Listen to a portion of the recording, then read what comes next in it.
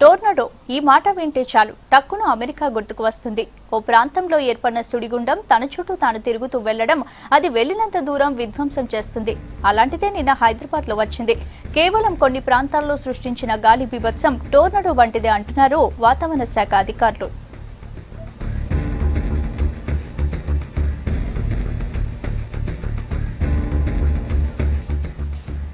హైదరాబాద్ చరిత్రను తిరిగేస్తే గతంలో ఎప్పుడైనా ఇలాంటివి వచ్చాయా అంటే లేనేలేవంటున్నారు నిపుణులు.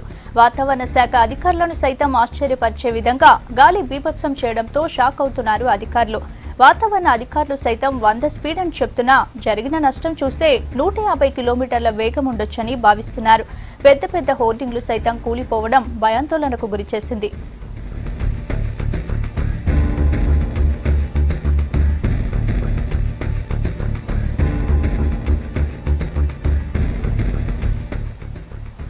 చెట్లు కూలాయి, కరెంటు స్తంభాలు ఎగిరిపడ్డాయి, తీగలు తెగాయి, హోర్డింగ్స్ కొట్టుకుపోయాయి. సిటీ అంతా కాదు, హైటెక్ సిటీ టు చార్మినార్ జస్ట్ 20 నిమిషాల్లో జరిగిన విధ్వంసం ఇది. అయినా హైదరాబాద్ తలవంచలేదు, విపత్తును సైతం ఎదురొడ్డింది, వాయువేగంతో కదిలింది. హైదరాబాద్ జస్ట్ 5 నిమిషాల ముందు వచ్చిన సమాచారంలో అధికార యంత్రాంగం మొత్తం రంగంలోకి దిగింది. ఎమర్జెన్సీ సెల్ ఏర్పాటు చేసిన 24 గంటల్లో జరిగిన విపత్తును సమర్థవంతంగా ఎదుర్కోవడం ఆశ్చర్యం.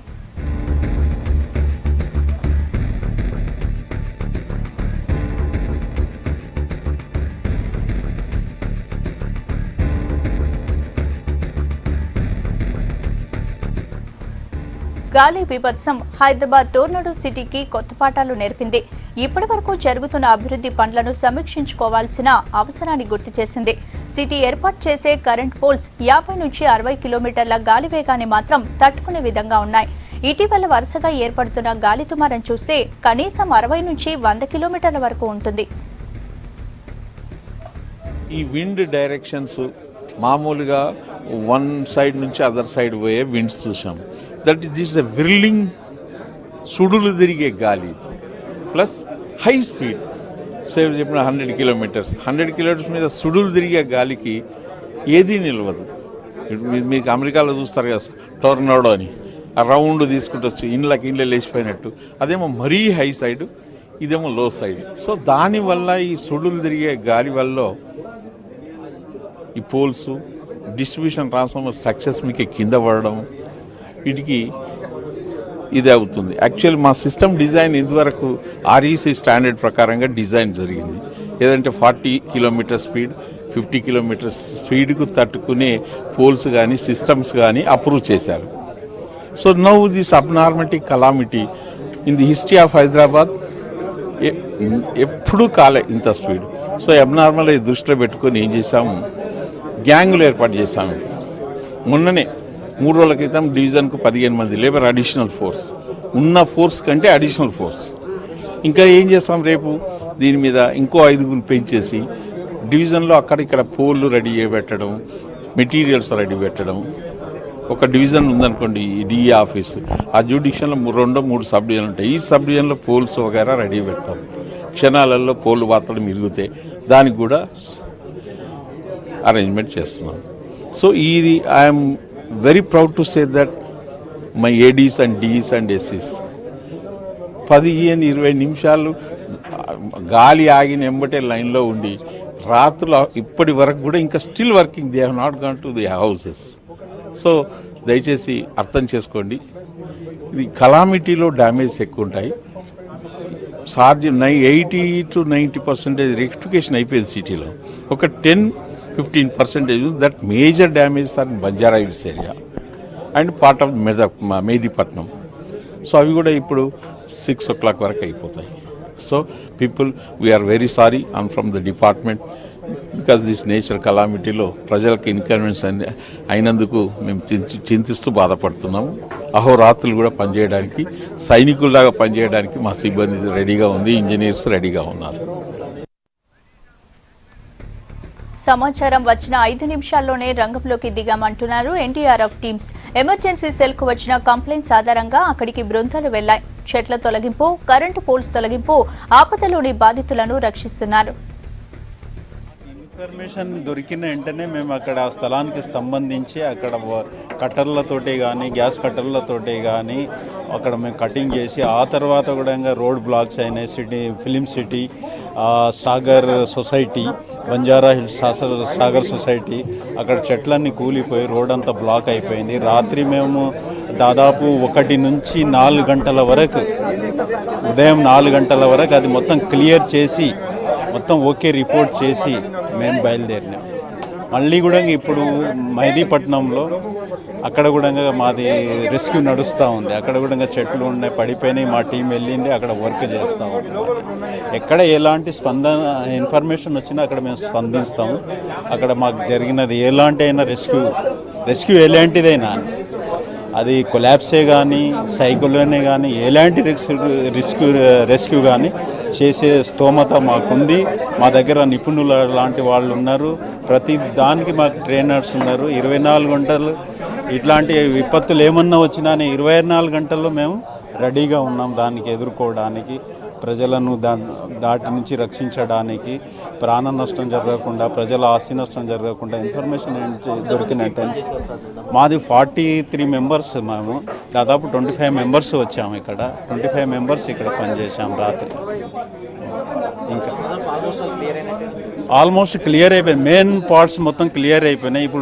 ఇప్పుడు సార్ చెప్పినట్టుగా గల్లీలో ఉన్నాయి. ఇప్పుడు ఆ గల్లీలో కూడా ఇప్పుడు మేము క్లీన్ చేస్తున్నాము. గల్లీలో కూడా మా టీం మైదీపట్నం, మల్లేపల్లి ఆ కాలంలో మా టీం 20 నిమిషాలు హైదరాబాద్ ఊపేసిన గాలి బీభత్సం నుంచి తేరుకోవడానికి 20 అంటే 20 గంటలు మాత్రమే పట్టింది. ఇందులో జీహెచ్ఎంసీ అధికారుల సమన్వయంతో పాటు విపత్తులో ముందుకొచ్చిన కుర్రోళ్లకు సలాం అంటోంది హైదరాబాద్.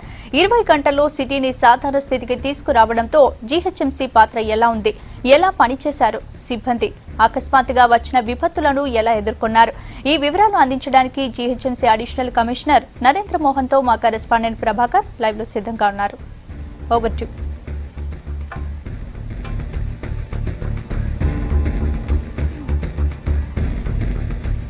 నిజంగా కూడా హైదరాబాద్ సలాం చేస్తుంది.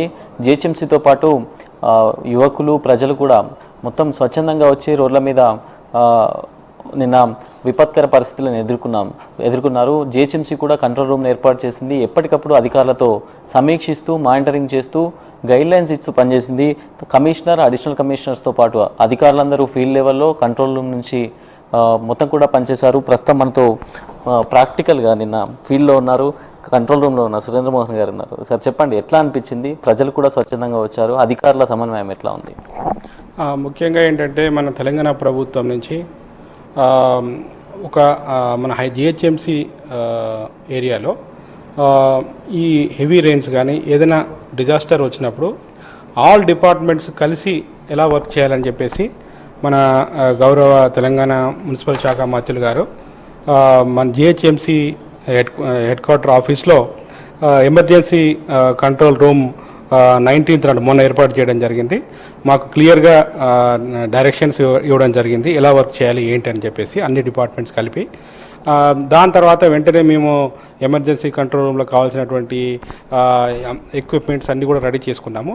తర్వాత ఇంకొక ముఖ్యమైన నిర్ణయం మన మంత్రి గారు తీసుకునేది ఏంటంటే, విపత్కర పరిస్థితులలో మనకు జిహెచ్ఎంసీ కాల్ సెంటర్ 271 ఏదైతే ఉందో దానికి తోడుగా మనకు 100 కూడా మనకు వాడుకోవాలి అని చెప్పేసి మాకు ఆదేశించడం జరిగింది. దాని ప్రకారంగానే మొన్న మాకు ఆదేశించిన తర్వాత నిన్న వెళ్ళేసి 100 ఆ కొంపల్లిలో ఉన్నటువంటి ఆ సెంటర్లో ఈఎంఆర్ఐ అధికారులతో కలిపి అక్కడ కూడా ఒక ఎమర్జెన్సీ సెంటర్ ఏర్పాటు చేయడం జరిగింది 100 కాల్స్ కొరకు. తర్వాత ప్రతి డిపార్ట్మెంట్ నుంచి కూడా ఒక అధికారి అక్కడ 100 సెంటర్లో ఉంటారు, కొంపల్లి సెంటర్లో. తర్వాత ఒక అధికారి GHMC head quarter emergency control రూమ్లో ఉంటారు. తర్వాత ఇలా పొజిషన్ చేసుకొని వాళ్ళకి ట్రైనింగ్ ఇవ్వడం జరిగింది. తర్వాత ఈ మనకు ఇమ్మీడియట్గా మనకు ఏంటంటే వితౌట్ మనకు 100లో ప్రజలు ఆపదలో ఉన్నారు, అక్కడ ట్రీస్ పడిపోయాయి, లేకపోతే ఎలక్ట్రికల్ పోల్స్ పడిపోయాయి, ఇంకేదైనా ఆపదలో ఉన్నారని మనకు 100 కానీ 211 కానీ సమాచారం వచ్చినటువంటి అతి తక్కువ సమయంలో కన్సర్న్ ఆఫీసర్కి వెళ్ళాలనేది ఇంకొకటి మాకు మినిస్టర్ గారు ఆదేశించినటువంటి అంశం. 20 నిమిషాలు మాత్రమే గాలి వాన బీభత్సం సృష్టించింది. దాదాపు కోలుకోవడానికి 20 నిమిషాలు పట్టింది. ఎంతసేపట్లో మీ టీమ్స్ అన్ని అలర్ట్ అయ్యాయి? ఎంతసేపట్లో ఫీల్డ్లోకి వెళ్ళాయి? ఎవరెవరి సహాయం తీసుకున్నారు? ఇక్కడ ఏంటంటే మనకు పోలీస్ డిపార్ట్మెంట్ సహాయం తీసుకున్నాము, జిహెచ్ఎంసి ఎమర్జెన్సీ టీమ్స్ సహాయం తీసుకున్నాము.